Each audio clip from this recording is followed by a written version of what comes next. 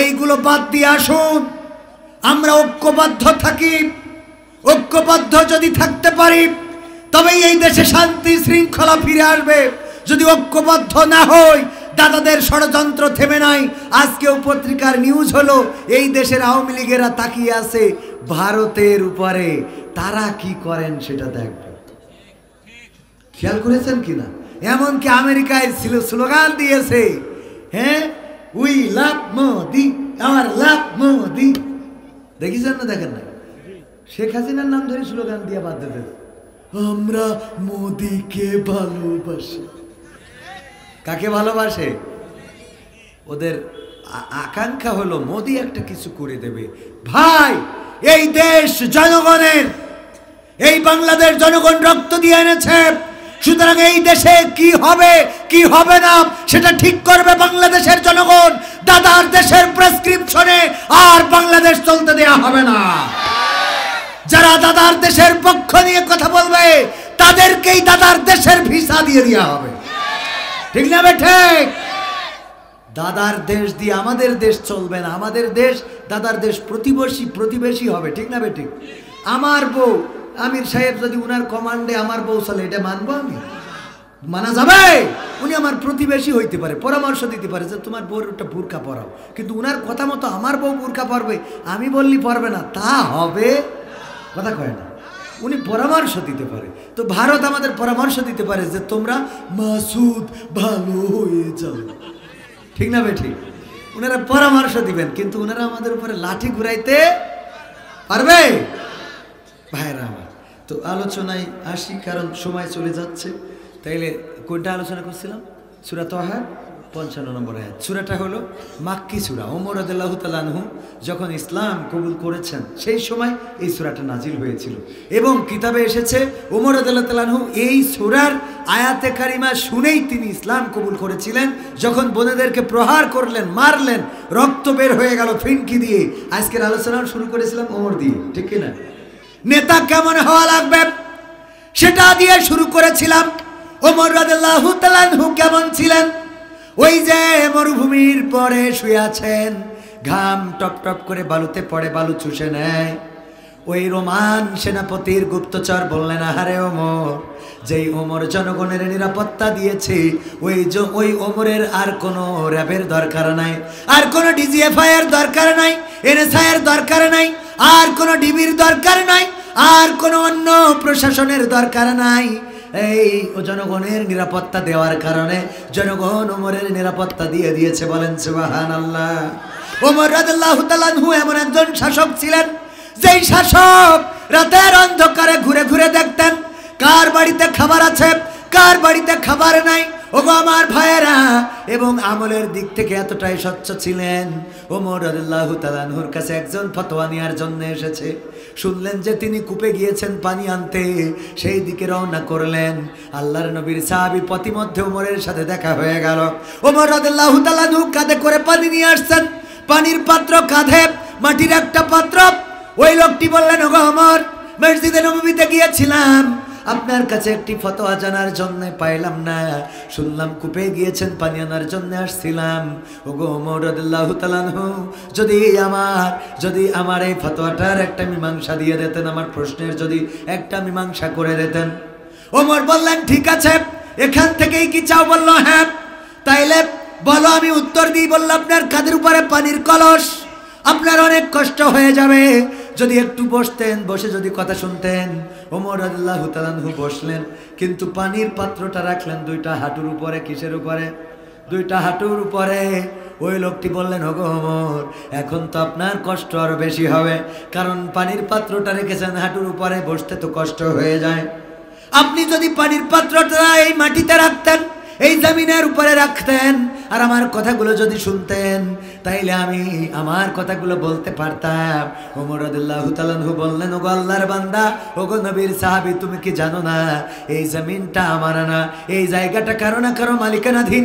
আমার কলসটা ভিজা, এই ভিজা কলসের বাসাই এই ভিজা কলসের নিচেই যে মাটি লেগে যাবে আর লেগে আমার ঘরে চলে যাবে, এই মাটির জবাব যদি পরকালের ময়দানে আল্লাহ রাব্বুল আলামিন আমার কাছে চান, আমি ওমর কেমন করে জবাব দেব? যদি বলেন ওগো ওমর, অন্যের জমিনের মাটি তুমি তোমার কলসের নিচেই করে বাড়ি নিয়ে এসেছিলে, এর হিসাবটা দাও। আমি কেমন করে হিসাব দেব? ওই লোকটি কোনো কথা ছাড়াই উঠে চলে যাচ্ছেন। ওমর ডাক দিয়ে বললেন, ওগো আল্লাহর নবীর সাহাবী, কি জানতে চেয়েছিলেন? না জেনে কেন চলে যাও? বললো, আমার উত্তর আমি পেয়ে গেছি। কেমন করে পাইলে? আমি এসেছিলাম একটা জমি নিয়ে, মীমাংসার জন্য একটা জমি। এমন হয়ে যাচ্ছে আমি হয়তোবা পরের জমিন ভক্ষণ করে ফেলছি। আমার মনের মধ্যে এটাই বলে, যেই ওমর পরের জমিনের একটু বালুকণাও কলসের নিচেই নিতে চায় না, আমি কেমন করে একটা জমিন ভক্ষণ করি। সুতরাং আমার ফতোয়া আমি পেয়ে গিয়েছি, এই সন্দেহযুক্ত জমিনটা আমি আর ভক্ষণ করব না। আল্লাহু আকবার। এমন নেতা তৈরি করার দরকার আছে না নাই? বাংলার জমিনে এমন নেতা এখনো আছে। আমার যশোর ঝিকরগাছা চৌগাছা যশোর 2 আসনের এমপি ছিলেন মুহাদ্দিস আবু সাইদ মোহাম্মদ শাহাদাত হুসাইন রাহিমাহুল্লাহ। উনি ইন্তেকাল করেছেন। উনার জানাজাটাও জালিম সরকার আমাদেরকে পড়তে দেয় নাই। অল্প কিছু লোক নিয়ে রাতের অন্ধকারে জানাজা দিতে হয়েছে। উনি এমপি হওয়ার আগে যখন চেয়ারম্যান ছিলেন, চেয়ারম্যান থাকা অবস্থায় খেজুর নিয়ে যাচ্ছেন, রোজার মাসে খুরমা কি নিয়ে যাচ্ছেন? খুরমা নিয়ে যাচ্ছেন। তখন নদীপথে চলাচল ছিল। কপোতাক্ষ নদের নাম শুনেছেন? মাইকেল মধুসূদন দত্তের বিখ্যাত কবিতা কপোতাক্ষ নদ। ওই কপোতাক্ষ দিয়ে নৌকা চলতো। তখন তো রাস্তা এত ভালো ছিল না। যাচ্ছেন খুরমা নিয়ে ঝিকরগাছা থেকে ওনার ইউনিয়ন যেটা বাঁকড়ায়, সেই বাঁকড়ায় নিয়ে যাওয়ার পথে নৌকায় চড়েছেন। মাগরিবের আজান দিয়েছে, উনি বিসমিল্লাহ বলে ইফতার করেছেন। নৌকা থেকে নদীর পানি নিয়ে ইফতার করলেন। সাথে থাকা নৌকায় যাত্রীরা বলল, ওগো চেয়ারম্যান সাহেব, এত খেজুর থাকতে কেন আপনি নৌকা থেকে এই নদীর পানি দিয়ে ইফতারি করলেন? ওই খুরমা 2-1টা বের করে নিয়ে যদি আপনি ইফতারি করতেন, সুন্নাতটাও আদায় হয়ে যেত, আমার ইফতারটাও সুন্দর হতো, এই ময়লা পানি আর আপনার পান করা লাগতো না। মুহাদ্দিস আবু সাইদ মোহাম্মদ শাহাদাত হুসাইন রাহিমাহুল্লাহ, তখন তিনি এমপি নন, তিনি চেয়ারম্যান। তিনি জবাব দিয়েছিলেন, ওগো আমার নৌকার সহযাত্রীরা শুনে নাও, আমি যে খুরমাগুলো নিয়ে যাই এগুলো রাষ্ট্র দিয়েছে জনগণের জন্য, আমার ইউনিয়নের জনগণের মাঝে বন্টন করে দিতে হবে। এই খুরমা থেকে যদি একটা খুরমা আমি মুখে দিয়ে ইফতার করি, ওই পরকালের ময়দানে হাসরের মাঠে বিচারের কাঠগড়ায় আল্লাহ আমার কাছে কৈফিয়ত তলব করবেন। ওই দিন আমি কি কৈফিয়ত দেব যে জনগণের খুরমা আমি কেন ভক্ষণ করেছিলাম? এমন একজন চেয়ারম্যান ছিলেন, ইসলামী আন্দোলনের অন্যতম নেতা। ওগো আমার ভাইয়েরা, শুধু তাই নয়, এমপি হওয়ার পরে বেগম জিয়া অস্ট্রেলিয়ায় পাঠিয়েছিলেন এবং একটা বাজেট দিয়েছিলেন, এই বাজেট খরচ করবেন। খরচ করার পরেও কত হাজার, 34, 33, 35 বাইরের থেকে কম বেশি টাকা বেঁচে যাওয়ার কারণে এয়ারপোর্ট থেকে নেমে আগে বেগম জিয়ার ফান্ডে সেই টাকা জমা দিয়েছেন। তারপরে তিনি এলাকায় ফিরেছিলেন। এর নাম হলো মুহাদ্দিস আবু সাইদ মোহাম্মদ শাহাদাত হুসাইন। এমন নেতা যদি তৈরি হয়ে যায়, সেটা হোক বিএনপিতে, হোক আওয়ামী লীগে, হোক জামাতে, হোক হেফাজতে, হোক চরমনায়ে, যেখানেই হবে শান্তি থাকবে না? থাকবে না। তারা ভয় পাবে কাকে? আল্লাহকে ভয় পাবে। এমন ওই যে ওমরের ঘটনা সবাই জানেন, রাদিয়াল্লাহু তাআলা আনহু রাতের অন্ধকারে যখন ঘুরতে লাগলেন, দেখলেন এক বাড়িতে খাবার নাই। কি হাড়িতে কি যেন জাল দেয়, কি যেন জ্বালায়, জ্বালাতে বাচ্চারা খাবার বলে ঘুমিয়ে পড়লো। খেতে দাও বলে ঘুমিয়ে পড়লো। তারপরে চুলাটা নিভিয়ে দিল। ওমর রাদিয়াল্লাহু তাআলা আনহু ঢুকলেন বাড়িতে, যে ওই মহিলাকে জিজ্ঞাসা করলেন, কি এমন রান্না করছিলে যে তোমার রান্না শেষ হলো না কিন্তু বাচ্চারা ঘুমিয়ে গেল, আবার চুলাটা নিভিয়ে দিলে, কারণটা কি? বললো, ওগো পথিক, আমি তো তোমাকে চিনি না, আমি জানি না তুমি কে। দেখো আজ কয়দিন ধরে আমার বাড়িতে কোনো খাবার নাই, বাচ্চারা ক্ষুধার জ্বালায় ছটফট করে। আমি তাদের সান্ত্বনা দেওয়ার জন্য ছোট ছোট কিছু পাথর খুঁজে এনে হাড়িতে জাল দিচ্ছি, যেন ওরা এক সময় ক্লান্ত হয়ে ঘুমিয়ে যায়। ওরা ক্লান্ত হয়ে ঘুমিয়ে গেছে, চুলাটা নিভিয়ে দিলাম। ওগো পথিক, দেখো আমার হাড়িতে এই পাথরগুলো, এটা কি কিয়ামত পর্যন্ত জ্বালালেও কখনো সিদ্ধ হবে নাকি? ওমর রাদিয়াল্লাহু তাআলা আনহু এটা শুনলেন এবং ছুটে চলে গেলেন নিজের দরবারে। আটার বস্তাটা মাথায় নিলেন, সাথে থাকা কর্মচারীরা বললেন, ওগো ওমর, এই আটার বস্তা নিজেই কেন মাথায় নিয়ে যাও, আমাদের কাঁধে কি দেওয়া যায় না? ওমর রাদিয়াল্লাহু তাআলা আনহু বললেন, দিতে পারি যদি পরকালের ময়দানে আমার গুনার খাতাটা তোমরা কাঁধে তুলে নিতে রাজি থাকো। যদি পরকালের ময়দানে আমার গুনার খাতাটা তোমরা যদি কাঁধে নিতে চাও, কাঁধে নিতে যদি রাজি থাকো, তাইলে আটার বস্তাটা তোমাদের মাথায় দিতে রাজি। না, কেউ রাজি হলেন না, হবেন না। ওমর রাদিয়াল্লাহু তাআলা আনহু ছুটে গেলেন, ওই বাড়িতে যে আটাটা রুটির উপযোগী করলেন, তারপরে নিজ হাতে বেলে দিলেন, মহিলা ছাকলেন, বাচ্চাদেরকে উঠালেন, তারপরে নিজে বাচ্চাদের রুটিগুলো খাওয়ালেন, সব বাচ্চাদের রুটি খাওয়ালেন। তারপরে আমার বললেন, এবার যদি বিদায় দেন যেতে পারি। মহিলাটি বলল, গো পথিক, কে তুমি জানো না? জানি না, তোমারে নিয়ে আমি একটু আল্লাহর কাছে দোয়া করতে চাই। ওগো রব, তুমি যদি এই আরবে ওমরের মতো রাষ্ট্রপ্রধান না বানায়, যদি আজকের এই পথিকটারে রাষ্ট্রপ্রধান বানিয়ে দিতে, তাইলে আমাদের মতো গরিবদের কোনো অভাব থাকতো না। ওমর রাদিয়াল্লাহু তাআলা আনহু বললেন, আগামীকালকে মসজিদে নববীতে দেখা করব। মসজিদে নববীতে দেখা করলে সেখানে আমি থাকবো, তোমাদের আরো কিছু ব্যবস্থা করে দেওয়া যায় কিনা ট্রাই করব। পরের দিন মহিলা গেলেন, যে অবাক হয়ে গেলেন, দেখলেন কালকের সেই পথিক, আরে কেউ নয়, যিনি আরবের রাষ্ট্রপ্রধান, তিনি গতকালকে নিজের হাতে রুটি বানিয়েছে, কে খাইয়েছেন। এমন নেতা বাংলাদেশে দরকার আছে না নাই? ওগো আমার ভাইয়েরা, এমন নেতা যেই দল গড়বে, সেই দলের পক্ষে থাকতে আমাদের কোনো আপত্তি আছে নাকি? আমরা চাই কোরআন দিয়ে দেশ চলুক। কোরআন দিয়ে যদি চরমনায় দেশ চালাতে চাই আমরা তাদের সাথে আছি না নাই? যদি হেফাজত চাই সাথে আছি না নাই? যদি বিএনপি চাই সাথে আছি না নাই? যদি আওয়ামী লীগ চাই সাথে আছি না নাই? কিন্তু জামাতে ইসলাম যদি কোরআনের বিরুদ্ধে চলে যায়, জামাত ইসলাম যদি আল্লাহর আইনের বিরুদ্ধে চলে যায়, এই জামাত ইসলামের পক্ষেও আমরা থাকতে রাজি আছি। আমাদের মেসেজ বুঝতে চায় না, আমাদের মেসেজ বুঝতে পারে না যে আমরা কি চাই। ওগো আমার ভাইরা, ইসলাম এতটাই শান্তির ধর্ম, যারা বলতো এই দেশে হিন্দু বৌদ্ধ খ্রিস্টান সংখ্যালঘুরা নির্যাতিত হয়, অথচ গতকালকে দেখলাম চরমনায়ের মাহফিলে বৌদ্ধদের ধর্মগুরু ধর্মযাজক তিনি এসে ভাষণ দিচ্ছেন।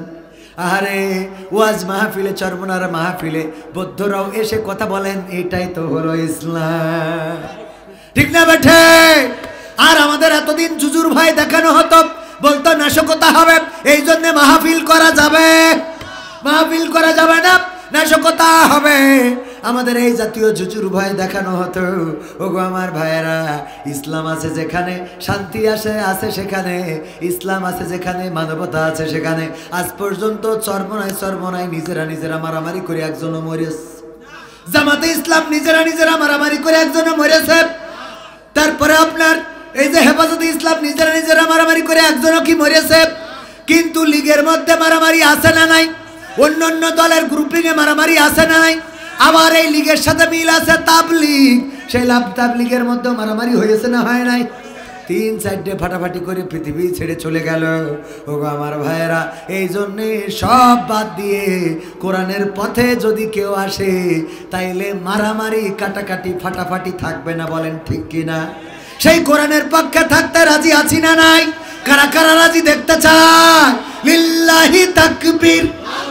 আল কোরআনের আলো, আল হাদিসের আলো, আমার নেতা তোমার নেতা, নারায়ে তাকবীর।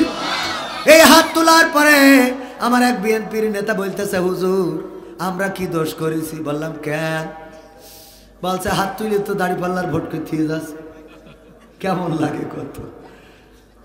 আমি বললাম কি করে হলো? কয়ে যে ইসলাম আর কোরআনের কথা বললেন। তাই বললাম, তাই ইসলাম আর কোরআন কি জামাত ইসলামের কথা কয় না? জামাত ইসলামের এই কোরআন ইসলাম শুধু জামাত ইসলামের না, গোটা বিশ্বের মানুষের, হিন্দু বৌদ্ধ খ্রিস্টান সবার, বলেন ঠিক কিনা? কোরআন হিন্দুদের পড়ার অধিকার আছে না নাই? ওই যে এই নিয়ে আবার তো অনেকেই তর্ক করে যে উজু ছাড়া কোরআন ধরা, পরিমণিরটাও দেয়, একটু পরিমণিরটা লাগাও, ঠিক না? ঠিক আছে না নাই? তাইলে আপনি সাবধান তো হওয়ার দরকার আপনার, বরং ওর দরকার ছিল পড়া উল্টো এর কাছে, যে বিসমিল্লাহ এই কি মিনহা খালাকনাকুম ওয়া ফিহা নুঈদুকুম ওয়া মিনহা নুখরিজুকুম তারাতান উখরা। এই আল্লাহর বান্দা বাড়ি যেয়ে সাত দোকানে বসিস নে, কারণ এই মাটিতে বানাইছে আমার মতো ঢুকাবে, আবার একদিন এখানতে উঠাবে, উঠে বাটাম টানবে বলে। কথা কি বোঝা গেছে? তাহলে এই আয়াতটা আমরা কবরে নিয়ে যেয়ে লাগালাম কেন? কারণ হইলো আমাদের শেখ হাসিনা যেমন লাগাইলো লাকুম দিনুকুম ওয়ালিয়া দিন, সব পাক, খালি এই আয়াতটা লাগে। কথা কয় না যে ধর্ম নিয়ে কোনো জবরদস্তি নেই, যার ধর্ম সে করো। ও ঠাকুর ঘরে যাই বলো ওম শান্তি নমো নমো, মা দুর্গা ঘুরাই চড়ে এসেছে। কথা কয় না, মানে ওইটা লাগবে। ওই আয়াতের ব্যাখ্যা কোনতে কমনে নিয়ে যে কোথার পানি কোথায় লাগাইছে। I go up we go down, I go up we go down. বলছে কি হইস? বলছে গো ডাউনই উই লেগেছে, তাই দেখি গরু খানছে। I go up we go down, এই হইল ওর বাংলা। তো যাই হোক, এখন সব মিলাই অত কথার দিকে না যাই, এই আয়াতটা আমরা কবরে যে পড়ি, এই পড়া যাবে না, কবরে পড়া যাবে না। পড়তে হবে কনে, একটু শিখাই দেবো আপনাদের, শিখাই দেবো। কবরে পড়া যাবে না বলতে ডাইরেক্ট নিষিদ্ধ না, মানে পড়লে গুনাহ হবে তাও না, বেদাতও না, এটা দাঁত। অনেকে আবার সব কাজের মধ্যে বেদাত খোঁজে, এরম আছে না? না, ক্যারাম বোর্ড খেলে, ওর কোনোদিন বলিনি যা জানতেছে চলো মসজিদে যাই। তাস খেলে, ওর কোনোদিন বলিনি খেলা বাদ দাও চলো মসজিদে যাই। সিগারেট খাই, ওর কোনোদিন বলিনি বিড়ি ফেলো চলো মসজিদে যাই। বরং মসজিদে যাইতে বলে হাত কানে বান্ধি যাও, এনে বাঁধতে হবে, আছে না? নাই আমি নাচতে বললি খা, জোরে বলতে হবে, জোরে বললে কেন? এগুলো আছে না? নাই এইগুলো নিয়ে মাথা ফাটাফাটি করে। মসজিদও আলাদা, এইগুলো মাযহাবপন্থীদের, এইগুলো আহলে হাদিসের, মালা মাযহাবীদের। এরা মসজিদ বানাইছে না বানায় নাই? এক ইমাম সাহেব এক মসজিদ ইমামকে করতে যেয়ে শোনে যে এইখানে দুই গ্রুপ আছে, যখন আহলে হাদিসের গ্রুপ পাওয়ার পায় তখন মাযহাবপন্থীদের দাম থাকে না, মাযহাবপন্থীরা যখন পাওয়ার পায় আহলে হাদিসদের দাম থাকে না। ও যেই শুনেছে যে হাত বান্ধা নিয়ে আমিন বলা নিয়ে এগুলো নিয়ে খুবই গোলমাল হয়, ও যেই নামাজ পড়াতে যেয়ে বুঝে শুনে নিয়ত করিস আল্লাহু আকবার। বেদেশ কোথায়? কপালে। লোকজন বলছে এতদিন তো আমাদের দ্বন্দ্ব ছিল, হাত তো তাও লিমিটের মধ্যে ছিল, একটা পুকুর ভরে নাই, নিচে নাবিতি বেঁধে, তো সব বাউন্ডারি ক্রস করি একেবারে বর্ডারে বেঁধে দিয়েছে। হাত বেঁধেছে কোথায়? কপালের পরে। ইমাম সাহেব বললে ইমাম সাহেব আমরা আহলে হাদিস আর মাযহাবপন্থী, যাই হোক দুই পন্থী, আমরা এতদিন বিভেদ করেছি, এটা ঠিক আছে হাত বাঁধা নিয়ে, কিন্তু হাত তো এতদিন তো ওই যে কি বিপদ সীমার মধ্যে ছিল, এখন তো বিপদ সীমা পারেই গেছে। কপালে বাঁধলেন কেন? বলছে কপালে বাঁধেছি এই মসজিদে ইমামতি করতে এসে যা শুনলাম তাতে করি কপালে বাঁধা ছাড়া কোনো রাস্তা নেই, কারণ বুক আর নাভি দুই এই জায়গার ইমামরা কেউ ঠিক করতে পারেনি। আমি চিন্তা করি দেখলাম বুক আর নাভি কিয়ামত পর্যন্ত ঠিক করা সম্ভব না, আগে কপালটা ঠিক করি। কথা কি বোঝা গেছে? আগে ঠিক করা লাগবে কি? মুসলমানদের কপালের অবস্থা খারাপ, কপাল ঠিক করা লাগবে। আমরা বুঝি কম, বলি বেশি, জানি না মানি বেশি, যা করা দরকার সেটা বাদ দিয়ে। যেমন ধরেন এই যে গার্মেন্টসে কাজ করতেছে মহিলারা, তাদের রিজিকের ব্যবস্থা হইস না? হইস কি না? দেখবেন হঠাৎ করে ফতোয়া ঝাড়বে গার্মেন্টসে কাজ করা যায় নেই, বেদা আছে না? মহিলাদের কাজে অনেকেই নিরুৎসাহিত করে, মহিলাদের কাজ করা যাবে না, এই করা যাবে না, তাই করে। আমি ইদানিং উৎসাহিত করতেছি যে আপনারা মহিলাদেরকে স্কুটি কিনে দেবেন। কি কিনে দেবেন? স্কুটি। কেন কিনে দেবেন? আমি চিন্তা করে দেখলাম, আমার চিন্তায় বলে একে বেলকুচি থেকে কেউ যদি সিরাজগঞ্জ যাইতে চায়, এখন যে ইজি বাইক অটো, আপনারা কি বলেন? অটো ইজি বাইক ধরেন, একজন যাবে খুব ইমার্জেন্সি, সভাপতি সাহেব ফোন দিয়েছে এক্ষুনি আসতে হবে, খুব খারাপ অবস্থা সিরাজগঞ্জে, এই অটোতে উঠবে, সিট একটাই খালি আছে, বাকি সব পুরুষ, উনার না উঠলে আছে না। এই জায়গায় দাঁড়ায় ওই যখন হাত উঁচু করে, এই ইজি বাইক দাঁড়াও, হাত উঁচু করলে মহিলা মানুষ দুটা চারটা পাঁচটা ইজি বাইক জায়গা নেই, চলে গেল, প্রতিটা বিটা মানুষের সাথে কথা বলতে হইল না? কথা কয় না? এই মহিলাটার দ্বারাই কথা বলতে হলে হাত উঁচু করতে যেয়ে বডি চেহারা সৌন্দর্য হয়তো দেখেও থাকতে পারে। এরপরে যখন বসলে পুরুষদের সাথেই বসতে হয়, ঠিক না বেঠিক? মুখোমুখি বসতে হয়, পাশাপাশি বসতে হয়, এর মধ্যে টাচিং আছে না নাই? যদি একটা স্কুটি কিনে দেন, গিয়ার দিয়ে ঠুস করে সিরাজগঞ্জে চলে যাবে, চলে আসবে, কোনো অসুবিধা আছে? না কারোর সাথে ধাক্কা লাগলো, না কারোর দাঁড়াতে বলতে হইলো, কিছু হইলো। আর আপনার এইগুলো আমরা ফতোয়ার সময় খুব ষোলো আনা বুঝি না যে কোন জায়গায় কোন ফতোয়া দিতে হবে, ঠিক না বেঠিক? মুরব্বীরা মসজিদে যায়, আমার সব আর কষ্ট দিয়ে অনেক ভালো লাগলো আসলে, কিন্তু না না আপনার আমি তো মনে করছিলাম আরো আগে চলে যাওয়া, আমরা আর আধা ঘন্টা পরে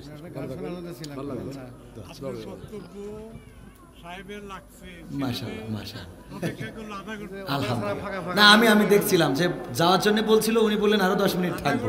শুক্রিয়া, অনেক অনেক ফাঁকা ফাঁকা। এখনো তো গজল শুরু করিনি। আপনি সভাপতি, আপনি করেন। আপনারও কি গার্মেন্টস রয়েছে? ও আর একটা জলসা দিই। আমি এখনো শেখ হাসিনার কথা বললাম না। আচ্ছা, আপনি শুনতে যাবেন ইনশাআল্লাহ। পালাবো না হবে ইনশা। আধা ঘন্টা এখন আছে। আমার আলাউদ্দিন ভাই আবার ওয়াজ করতে চলে এসেছে। ভাই আমারও ওয়াজ করবে, আমার শেষে উনি ওয়াজ করবে, আমি চলে যাবো। আল্লাহ কবুল করুন, বলেন আমি।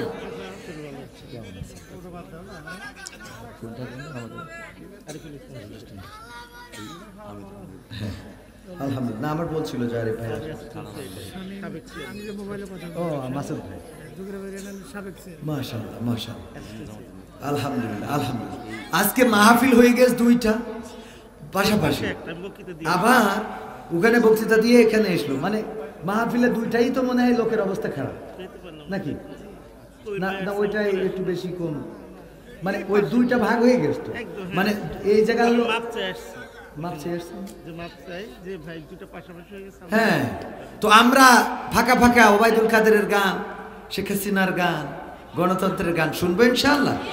শিল্পী মানুষ দু একটা সঙ্গীত শোনানো দরকার, আবার ওয়াইজিন মানুষ ওয়াজের হকও আদায় করার দরকার আছে না নাই? তাইলে আমি বলেছি যে সূরা তহার 55 নম্বর আয়াত আমরা যে কবরে পড়ি, এই আয়াতটা কবরে পড়া যাবে না বলতে, পড়লে গুনাহ হবে এমন না, পড়লে অসুবিধা হবে এমন না, পড়তে পারবেন, কিন্তু এই আয়াত ওখানে পড়ার জন্যে না। কথা কি বোঝা গেছে? তাইলে কোথায় পড়ার জন্যে সেটা জানাবো, আজকে শিখে যাবেন এবং আগামীতে এইটা প্রয়োগ করবেন। মনে থাকবে ইনশাআল্লাহ। ক্ষমতায় কেউ স্থায়ী হয় না, হোক না সে হাসিনা কি বারে না, সে আরটা চিরকাল থাকে না। ক্ষমতায় কেউ স্থায়ী হয় না, মুজিবুর বেশি দিন থাকেনি, জিয়াউর কেউ তো রাখেনি। মুজিবুর বেশি দিন থাকেনি, জিয়াউর কেউ তো রাখেনি। এরশাদ চলে গেছে পৃথিবী ছেড়ে, এরশাদ চলে গেছে পৃথিবী ছেড়ে, কেউ আজ তার কথা কয় না। ক্ষমতায় কেউ স্থায়ী হয় না, হাসিনা ক্ষমতা ধরে রাখতে আয়না ঘর বানিয়েছিল, জনগণের রোশানলে দাদার দেশে পালিয়ে গেল। হাসিনা ক্ষমতা ধরে রাখতে আয়না ঘর বানিয়েছিল, জনগণের রোশানলে দাদার দেশে পালিয়ে গেল। ডিবি হারুনের পাশে আর, ডিবি হারুনের পাশে আর পরিমণিদের দেখা যায় না। ক্ষমতায় কেউ স্থায়ী হয় না, হোক না সে হাসিনা কি বারে না, সে আরটা চিরকাল থাকে না। ঠিক না বেঠে? এই চেয়ার চিরকাল থাকবে না, কবরে যেহেতু যাওয়া লাগবে, সুতরাং সেই কবরের খোরাক জোগাড় করার দরকার আছে না নাই? আমাদের আমন্ত্রিত মেহমান জনাব মোহাম্মদ আরিফুল ইসলাম সোহেল সাহেব এবং আমাদের সাবেক চেয়ারম্যান এসেছেন। ওগো আমার ভাইরা, মাওলানা মাহবুবুল রশিদ শামীম ভাই, সাবেক চেয়ারম্যান আপনাদের, উনি এসেছেন, উনারাও কথা বলবেন। আমরা আর আধা ঘন্টার মধ্যে আমার আলোচনা শেষ করব, তারপরে ওনাদের কথা শুনবো, তারপরে মোনাজাত করে একসাথে যাইতে অসুবিধা হবে? থাকা যাবে ইনশাআল্লাহ? থাকা যাবে? আধা এই কথা বলাতে হবে যে দুই একজন উঠছে, আমার বাবা বাজানের ওই একটু পেশাব ধরতে পারে, আবার মসজিদের মুয়াজ্জিন ইমাম এরকম আছে, মুফতামিম, অনেক কাজ থাকে, ঠিক কিনা? তো যাই হোক, এত রাত করা ঠিক না, তারপরেও আমরা বেশি সময় নেব না, আখেরি মোনাজাত না করে চলে যাব। কে কে হাত উঁচু করেন তো? সবাই থাকবেন? আখেরি মোনাজাত না করে সবাই থাকবেন ইনশাআল্লাহ? আল্লাহ কবুল করুন, বলেন আমিন। কিন্তু দেখবো যে এই সবাই হাত তো তুললেন না, দেখি উঠলে কিন্তু ডাক দিয়ে বসাবো, না হলে দেখি স্টেজে নিয়ে আসবো, সবার সাথে সালাম দিয়ে বিদায় নিয়ে তারপরে যাবো ইনশাআল্লাহ। দুইটা মাহফিল পাশাপাশি, মানে শ্রোতা ভাগ হয়েছে, ওরাও শান্তিতে নেই, আমরাও শান্তিতে নেই। জামাত বিএনপি যেমন পাটাপাটি চলতেছে না, 16 বছর একসাথে থাকলাম, একসাথে মার খেলাম, রাজপথে, মিছিলে, মিটিংয়ে, সংগ্রামে, জেলখানায়। সাকা চৌধুরী তো বলেই ফেললো যে আমি দেলোয়ার হুসাইন সাইদির সাথে ফাঁসির কাস্টে ঝুলতে চাই। এমনকি আলী আহসান মোহাম্মদ মুজাহিদ এবং বিএনপির সাকা চৌধুরী সালাউদ্দিন কাদের চৌধুরী দুইজনকে একই দিনে ফাঁসির কাস্টে ঝুলানো হলো। তার মানে একই সাথে একই পথে লড়েছে, মরেছে, খুন হয়েছে, গুম হয়েছে। কি এমন হয়ে গেল এখন যেন একজন আর একজনের ছায়া মারাতে চায় না, ঠিক না বে ঠিক? এর মধ্যে দাদারা ঢুকে গেছে। কারা ঢুকেছে? দাদারা ঢুকেছে। এর মধ্যে ঢুকেছে এর মধ্যে ঢুকেছে নিষিদ্ধ ঘোষিত ছাত্র সংগঠনের কর্মীরা, এর মধ্যে ঢুকেছে ওই জুলুমবাজের প্রেতাত্মারা। তারা ঢুকে তাদেরকে কাটি করতেছে যে জামাত যদি পাওয়ার নিয়ে চলে তোমাদের ক্ষমতার তেজ মারা সারা। এজন্য ওরা মনে করছে তাইলে তো ঠিক আছে বেকায়দা। অথচ দুই ভাই একসাথে থাকলে কোনো অসুবিধা আছে? আমাদের অবস্থা এখন এমন যে ওই দুই ভাই যাচ্ছে রাস্তায়, যাইতে যেয়ে এক জায়গায় মরুভূমি, ওই জায়গায় পানির পিপাসা লেগেছে, তো বললো ভাই পানিটা একটু আমি খাই আগে। কয় না আমি খাই। হঠাৎ পানি পড়ে গেছে, ওখান থেকে হা হা করে এক দৈত্য ভেসে উঠেছে। কয় এতদিন তো আটকে ছিলাম, তোরা আমারে বাঁচাইছিস পানি দিয়ে, তো তোদের আমি 3টে স্বপ্ন পূরণ করব। বল কি স্বপ্ন, কে আগে চাবি? তো বলছে যে আমি বড়, আমি আগে চাই। ছোট ভাই বলছে না আমি আগে চাই। আমি বড়, আমি আগে চাই। না আমি আগে চাই। দুই ভাই তর্ক বিতর্ক। দৈত্য বলতেছে যে এই তোরা তর্ক করতেছিস কেন? যে প্রথমে চাবে সে যা পাবে, পরে যে পাবে সে তার ডবল পাবে। এবার বড় ভাই বলছে ছোট ভাই তুই তাহলে আগে চা। ছোট ভাই বলছে না তুই আগে চা। বলে না তুই আগে চা। তুই বড় না, তুই আগে চা। এই তর্ক বিতর্ক। দৈত্য বলতেছে সব বাদ, তোদের মধ্যে বড় কে? তা বলছে আমি। বলছে তুই তাহলে আগে শুরু কর। তা বলছে হ্যাঁ দৈত্য ভাই এক কাজ করেন, আপনি ব্যাংকে 20 কোটি টাকার ব্যবস্থা করে দেন। তা বলছে তোর 20 কোটি টাকা ব্যাংকে অ্যাকাউন্টে দিয়ে দিলাম, তোর ভাইয়ের হয়ে গেল 40 কোটি। কয় কোটি? এবার বলছে দৈত্য ভাই দ্বিতীয় কাজ যেটা, সেটা হলো আমার সিরাজগঞ্জ বেলকুচিতেও না, সিরাজগঞ্জ শহরের পরে 5 তলা একটা বাড়ি দেন। বলছে তোর একটা হুহা হা হয়ে গেল, তোর একটা বাড়ি, আর তোর ভাইয়ের হইল 5 তলা সিরাজগঞ্জের মধ্যে 2টা। কয়টা? এবার বলছে আর একটা চাওয়া আছে, 3 নম্বর চাওয়া হইল দৈত্য ভাই আপনি আমার 1 চোখ কানা কই দেন আর 1 পাখুড়া কই দেন। 1 চোখ কানা আর 1 পাখুড়া। দৈত্য বলতেছে তোরা আর মানুষই হলি না রে, তোরা আর কি মানুষ হলি রে। এখন তোর তো 1 চোখ কানা আর 1 পাখুড়া, তাও তো দেখি শুনি ওই 20 কোটি টাকা আর বাড়িরা ভোগ করবি। তোর ভাই তো 2টা কানা আর 2 পাখুড়া কই দিয়ে ডবল পাবে, ডবল। তো লাস্টারটা কি নেছে? 1 চোখ কানা 1 পাখুড়া, যাতে ওর 2 পাখুড়া হয়। মানে এখন অবস্থায় এমন যে আমাদের যা হয় হোক, কিন্তু ওরা যেন না খেতে পারে। কথা কয় না, ঠিক না? ঠিক।